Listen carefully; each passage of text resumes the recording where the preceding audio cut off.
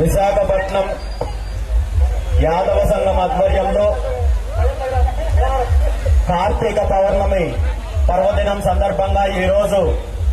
విశాఖ తీరాన ఏర్పాటు చేసిన శ్రీ రాధాకృష్ణ మహోత్సవం కార్యక్రమానికి నన్ను ఆహ్వానించిన సంఘ పెద్దలు శ్రీ వెంకట్రావు గారికి, గోపాలన్న గారికి,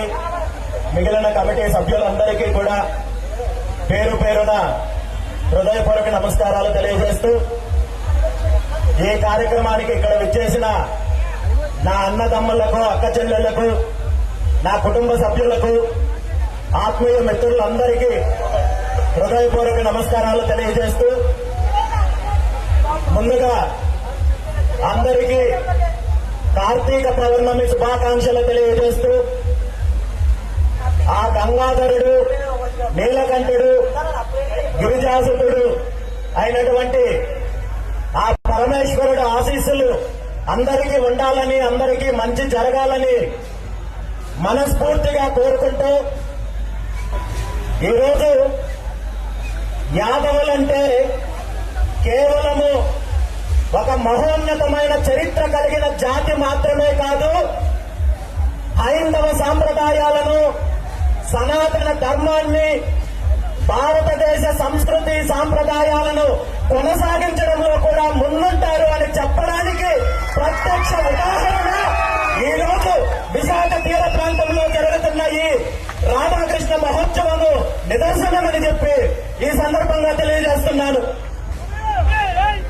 సమస్తమైన రక్త సంపదకు, జల సంపదకు, మత్స్య సంపదకు ఆధారమైనటువంటి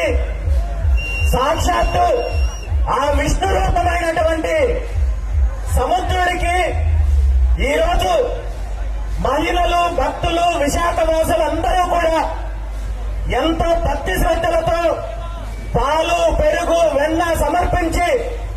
పూజా కార్యక్రమాలు చేసి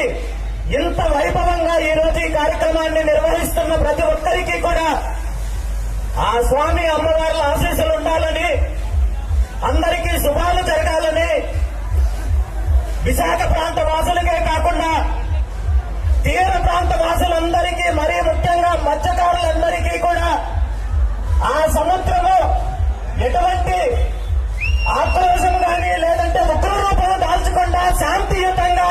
అందరినీ కాపాడాలని మీ అందరి తరపున ఆ సముద్ర రూపమైన శ్రీకృష్ణ భగవానుడికి, ఆ సముద్రుడిని మనస్ఫూర్తిగా ప్రార్థిస్తున్నాను. ఈ సందర్భంగా మీ అందరికీ ఒక చిన్న విషయం చెప్పాలనుకున్నాను. ఈ రోజు ఇక్కడ జరుగుతున్న ఒక పవిత్రమైన కార్యక్రమము, ఒక మహోన్నతమైన కార్యక్రమము కేవలము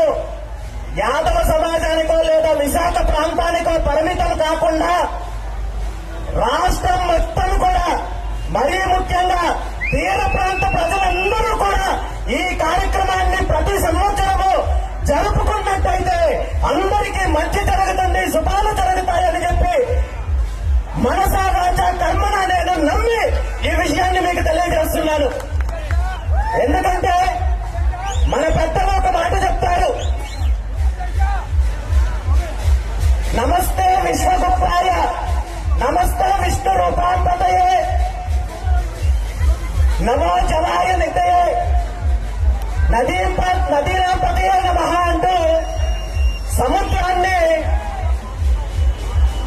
విష్ణువుతో పోలుస్తారు. అంటే ఆ సముద్రుడు సాక్షాత్తు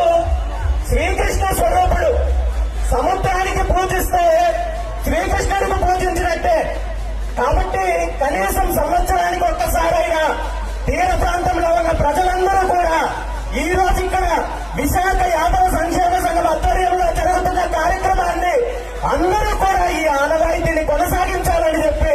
ఈ సందర్భంగా రాష్ట్ర ప్రజలకు, తీర ప్రాంత ప్రజలకు, మరీ ముఖ్యంగా మత్స్యకార సోదరులకు పిలుపునిస్తూ ఈ సందర్భంగా మరొక విషయాన్ని కూడా తెలియజేస్తున్నాను. తీర ప్రాంతంలో ఉన్న ప్రజలు, మరీ ముఖ్యంగా సముద్రంలోకి వెళ్లే మత్స్యకార సోదరులు, వేటకెళ్లే మత్స్యకార సోదరులు, మీరు సముద్రంలోకి వెళ్లే ఒక్కసారి ఆ శ్రీకృష్ణ భగవానుడిని మనస్ఫూర్తిగా దండం పెట్టుకొని ప్రార్థించి మీరు వేటకెళ్ళినట్టయితే ఎటువంటి విపత్కర పరిణామాలైనా ఎటువంటి ప్రమాదాలు జరిగినా మీకు హాని కలగకుండా ఆ భగవంతుడు మిమ్మల్ని కాపాడుతాడని చెప్పి ఈ సందర్భంగా తెలియజేస్తూ, అవకాశం అంటే ప్రభుత్వం కూడా ఇలాంటి పవిత్రమైన కార్యాన్ని అధికారికంగా నిర్వహించాలని చెప్పి ఈ సందర్భంగా ప్రభుత్వాన్ని కూడా కోరుకుంటూ, ఈరోజు ఇంత మంచి కార్యక్రమానికి నన్ను ఆహ్వానించిన పెద్దలందరికీ కూడా